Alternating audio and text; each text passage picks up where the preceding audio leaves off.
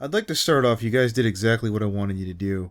I got enough votes to bubble on the top 10, meaning I just missed it. I got an encouraging amount of support, but when the chips were down, you guys went with the other people who were more deserving, and I'm really proud of all of you. Number 9. And yes, I said number 9 because there's a tie ahead. fatmanfalling, quickly becoming the critic and the analyst's preferred channel. In so many cases with young, inexperienced talent, I find it easy to point out a basic flaw in each of the videos. I can't imagine it's an issue of simply not having an original character. The humor is spot on. I would assume I'm looking at a well-oiled machine. Yeah, so clearly while I was editing this footage, I found out that the map was indeed functional at the end of Season 5. So fuck them twice for retconning and unretconning this within 20 seconds. And for whatever reason, isn't the preferred vehicle of mass transit. To my fellow analysts or reviewers who are fans of fatmanfalling, maybe we need to start plugging him at the end of our videos. Like, this is the great Brony mystery, how to get what should be the easiest talent in the world to get over. Fatman, if you're listening, I think you're doing everything right. Maybe I can find some way to get traffic your way. Number 8, Dr. Wolf. Well, you can clearly see I'm not rigging this thing. So what does one say about a family man, an avid plushie collect, a tireless worker, and the overall ability to reach way down? Way, 20,000 leagues under the sea, on a talent score and put over the little guy, a willingness to work with horse news affiliates, like Minty Root. But no, seriously, practice makes perfect with Dr. Wolf delivery, continues to grow and improve. He certainly feels more influential in some of his more recent videos than, well, he started. I'm sure that there's someone else who has more of a positive things to say about Dr. Wolf, and I'll surrender the mic now. What hasn't been said about Dr. Wolf? He's a shining example in the Brony community that shows hard overworking and tireless efforts will always pay off in the end, especially if you have a voice like his. Without a PhD, Dr. Wolf has managed to do the job of 1,000 therapists, bringing A Moment with Dr. Wolf, his most well-known series, to new heights. He's worked with some of the best, from Anthony C. to Keyframe, from Dusty Cat to Crown Prince, to Tommy Oliver and even myself. Let's see, he's tall, he's got the chin of the Crimson Chin, he smells nice, he's gonna pay the bill for the Brony Con dinner, and he reminds me of the dad I never had. Love you, Doc, bye. And heading into that tie we mentioned before, at number 7 we have LighteningBliss and Raritydash. I have a question daily to credit for this one. Every time I saw one of their analysis spots on Season 6, I saw a profound call from the fans from EKD to give Raritydash exposure. Well, you know me, I'm a sucker for new faces. We presumably have a 2014 Brony all the way back to November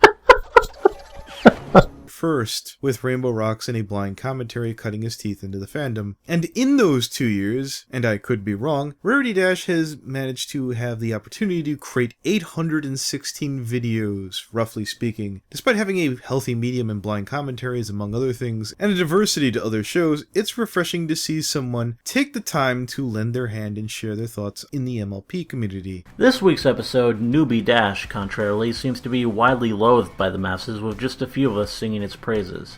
But why is that? Well, the biggest complaints seem to center around the depiction of the Wonderbolts here. People seem to think they're awful. And, well, my first instinct there was to say, why are you surprised? The Wonderbolts being awful isn't a new concept. This is the culture that produced Wind Rider, after all. These are the same ponies who used downright underhanded tactics to secure an advantage in a competition back in Rainbow Falls.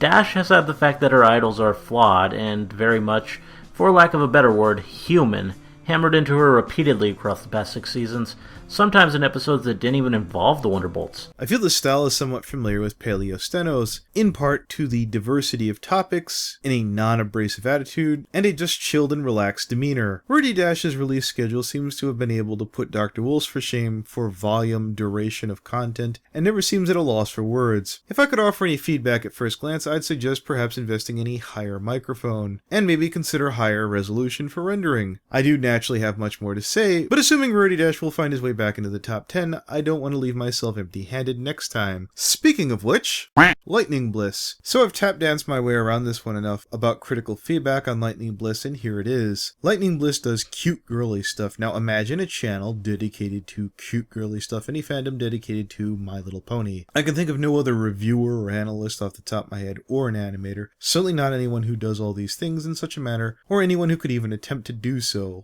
LighteningBliss has cornered the market on the pygmy pony alicorn girl craze in MLP, and not surprisingly, it works. Critical thoughts? Don't make your OC grow, don't start dressing edgy, stay out of trouble, and everything should be lollipops and rainbows. SpiritProductions. Can we get this woman in the Secret Rift or perhaps on King of Limbo already? SpiritProductions, or Rule 63 Tyndega as some of my peers have come to call her, is a bold chance taker not playing it safe. Her latest video is a heartfelt end to the show. Spirit doesn't sell the glee of watching the mighty fall as I have done myself, or watching the fandom endure much like Tyndega did. Her piece seems to be more somber, more respectful. Twilight turns to a blank page in the back, writing the final sentence whilst remembering all the great times in the past. Finally, with the camera focusing on the book, Twilight uses her magic to close the book, bringing the series full circle.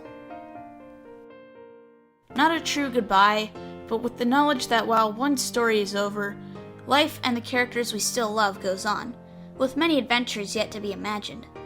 But what about you, my little bronies and Pegasisters? Do you believe MLP should end on a strong note? Or would you rather the series continue for a while longer? I felt moved once again. I felt some work of substance in a world of popular channels with alarms, bells, and whistles, trying to be witty or funny. I felt moved, inspired even more dangerously. Of all that, I was implored to think. The only thing that pisses me off about SpiritProductions is, quite literally, I wish I had the ability to draw back my hand and point out a handful more like her, of budding young analysts. Even still, thank you. If anyone knows anyone half as good at SpiritProductions, please let me know in the comments below. Number 5, Rosie Sievers. Confound you for passing me in subscribers, Rosie. Not only that, but doing your Turnabout Storm review had to have been fun and a rewarding experience. Characters had awesome interactions with each other, especially Phoenix and Twilight. When the very first scene, they bounced off each other super well. They actually made the perfect team for the case, and thanks to their teamwork as well as their evidence, they won it for the good guys. They shared their interest in investigation and gave each other advice when they needed.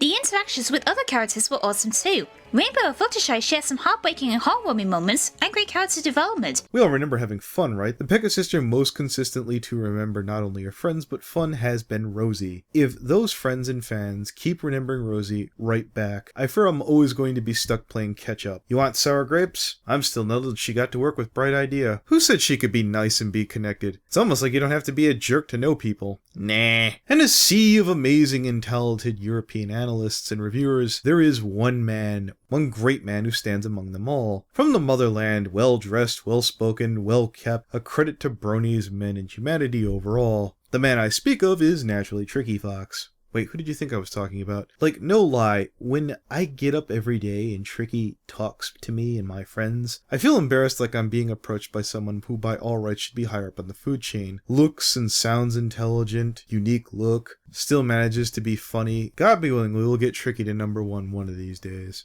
True enough, I usually need some time to get comfortable around someone before I can talk with them casually, especially when I want to critique them or give advice. I really hate to come off as rude and often stay silent instead, but he was too afraid to fail at it that he didn't even try, which is by all means quite relatable. I think everyone came in a similar situation at least once in their life. Sometimes you give up even though you like it, only because you don't feel good enough to do it.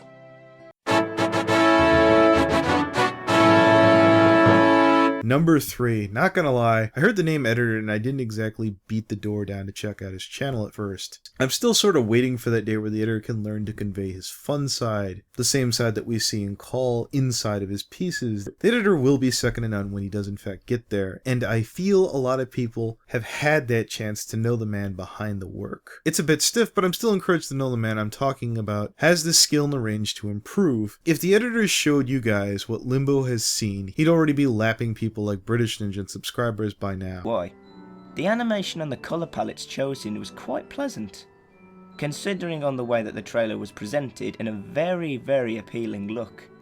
And apparently it reflects that through the viewing figures as well, because during that time it received 500,000 views on the original channel, and in my opinion it deserves it. The feedback that was received from watching this was Midnight Mares was considered to be an intelligent animation, which could tackle a lot more mature themed stuff for older children and young adults, such as young romance, bullying, and even loss of life. This is interesting because MLP as a show has only just started taking this route, what with Tanks for the Memories and, dare I say, the Crystalling. So what is the story of this place then? In what I can only interpret as an alternate dimension to Equestria known as Terrastede, in there is a pony goddess by the name of Daybreak. I feel I'm watching Robin Williams back when he was still more. I know your best work is still ahead of you, and I bet your friends would agree as soon as you find your groove. Oh, so close. The commentator, the artist, the analyst, the rabble-rouser, the shitlord, the animator, the coast, the comedian. Am I missing anything? A jack of all trades and a master of none. Who else but MangaKamen could we possibly be talking about? I can safely say while I don't like everything Kamen has put out, I never felt that it was lazy. I never felt my intelligence insulted while watching MangaKamen's videos, even if I was nettled, entertained, if not challenged. Kamen's rise in the fandom kinda hurts for what he's done for us, and I only wish we could give back as hard as he's worked for us. Manga, I'm sure it must feel like a giant hamster wheel running as fast as you can and getting nowhere. I appreciate your work, and so many others clearly must. You're a good man. I once called you Diet Silverquill. These days, he'd be damn lucky to be Diet Kamen. Godspeed. Yeah, going to Camelot to help a failing restaurant? Good idea. As someone who has worked in the food industry in the past, I found this to be very interesting to see where they go this episode. Granted, once I heard this line, if you want to succeed, you must follow the trends, that's the key. Bad idea. Okay, thanks for everyone coming out, and I had a great time. Wait, sir, you're forgetting something. Oh, right. I'm going to be at Brony Con this year with my darling girlfriend Kichi. Wait a minute. This is straight from Brony Con, or at least the day beforehand. This is FNGR with Kichi FIM. MangaKamen, Master Code. Oh, yeah. Nicky V. Some dude with a fez. Toon Critic. Another guy who looks like he could be Nicky V, but not really. That's Peter. Sapphire Heart Song. Just Scorch Your Light. Let me tell you something about Josh Scorcher Light. Let me tell you something. You think I'm Josh Scorcher Light? Josh Scorcher is Jake the Army guy heavy. Josh is right behind Snap, son! British Ninja, we wish you were here. Vita will be here sooner or later. If not, I don't know. Yeah. You know what's funny, Ninja? Well, probably none of us will be here next year, so mwah! My off-again, on-again friend Vita, MangaKamen, Sapphire Heart Song. No, the other thing, you know. Oh, I get it. Yeah, right, guys. I still owe British Ninja a King of Limbo for last season. How silly of me. Jeff, that's right. Oh, that's right. Wait, that's pretty good. You know what? That's a good note to end on.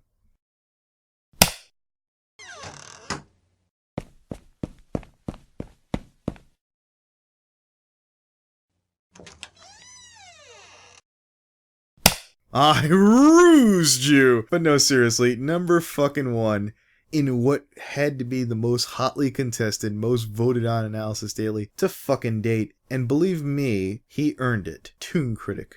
Don't you mean cartoons? Did anyone of the 100 votes vote for cartoons? Well, I don't think. Did he get a single solitary vote? Well, not exactly. I'm sorry, did I stammer? Did cartoons get a single vote on Analysis Daily? Did Keyframe, Golden Fox, and LighteningBliss, who voted for, and I had to disqualify sadly because she edited her post, vote for cartoons, Crazy Nutsack? How many votes did he get? He got 0, sir.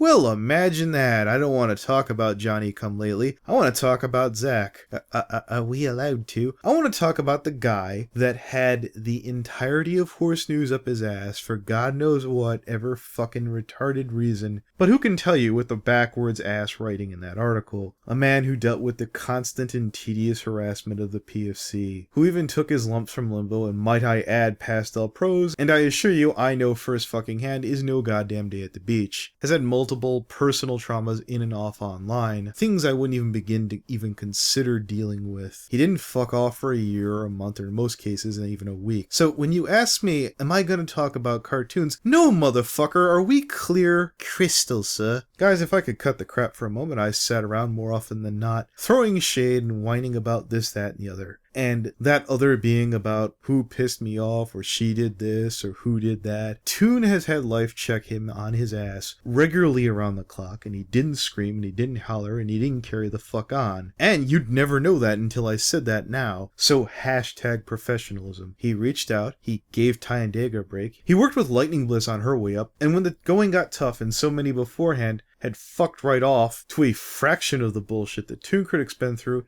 he knuckled down, he bit down on his mouthpiece, and took everyone's crap, including mine, might I add. So when I tell you things like deserving, influential, profound, and inspiring, remember the Misanthropony incident? I believe Toon was the first person to work with MAP IRL. Once again, I can speak with a wealth of forgiveness and understanding I sure didn't deserve. I can only assume Toon's seen in me something that would help the community, and that's why he puts up with me. When Toon had a King of Limbo back in the day, it wasn't exactly something that burnt the house down. He came back and knocked it out of the park, and he continues to grow and improve in virtually every area he wants to. And he's doing it his way. With Y2K Toon Critic, it's not how many times he falls down, but how many times he gets up. If this is the face of MLP analysis and review, I can sure as fuck think of a lot worse, but very few a lot better, as those would be clearly in sore supply. And if you're better than Toon today, you might not be in a month at the rate he's going. In closing, we should call Toon MVA, the most valuable analyst. Thank you for your time, sir. It's been an honor and a privilege.